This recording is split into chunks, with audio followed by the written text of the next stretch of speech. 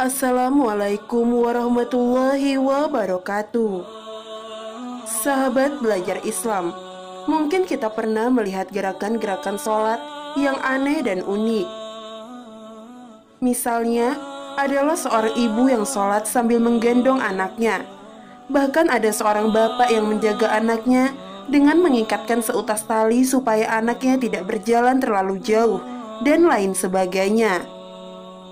Apakah hal tersebut tetap sah sholatnya? Atau harus bagaimana jika sedang mengajak anak untuk sholat berjamaah?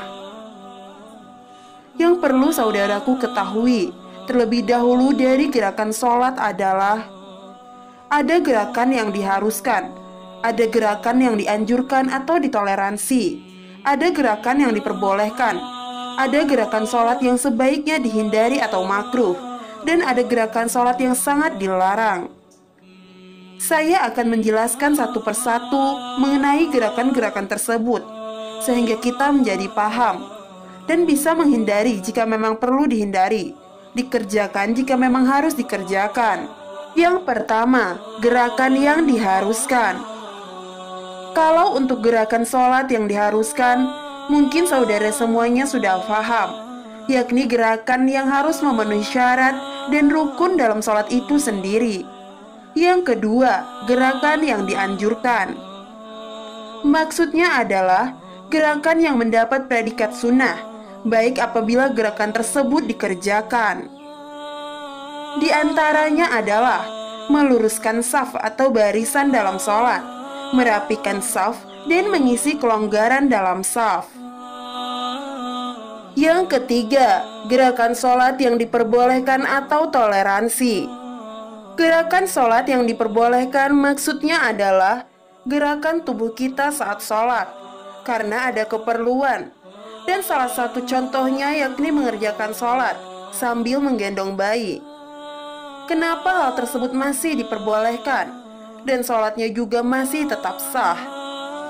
Dalam sebuah hadis diriwayatkan Imam Al-Bukhari nomor 5996 dijelaskan bahwa Nabi SAW pernah sholat sambil menggendong Ummamah binti Zainab atau cucu perempuan Nabi. Saat beliau berdiri digendonglah cucu tersebut, dan pada saat sujud ditaruhlah cucu Nabi tersebut.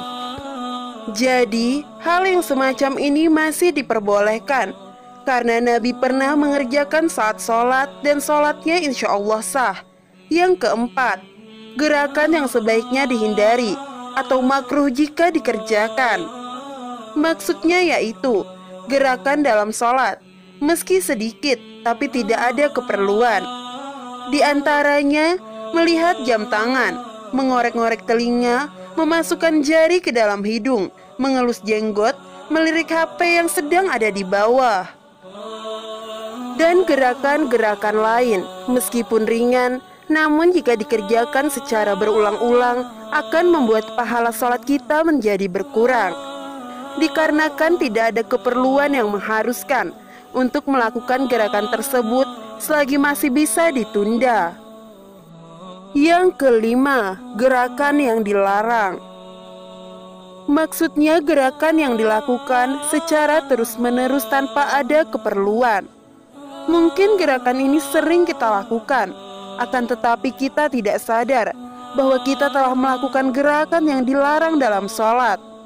Contohnya adalah gerakan untuk membetulkan posisi kopiah atau laki-laki, membetulkan mukenah bagian kepala berulang-ulang atau perempuan, lalu gerakan menata surban tanpa ada keperluan, menggaruk-garuk kepala berulang-ulang, dan gerakan-gerakan lain yang dilakukan dalam jumlah banyak.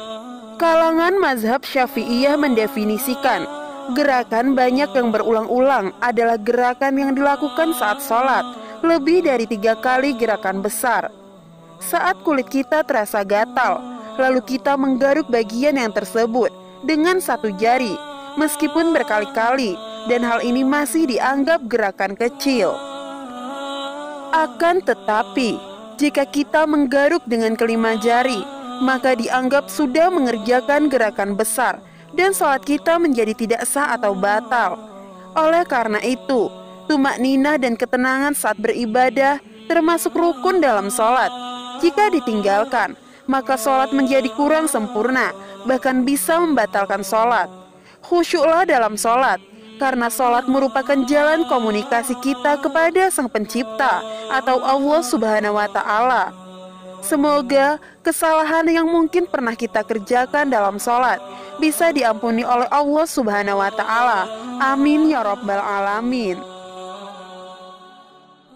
Semoga bermanfaat. Wassalamualaikum warahmatullahi wabarakatuh.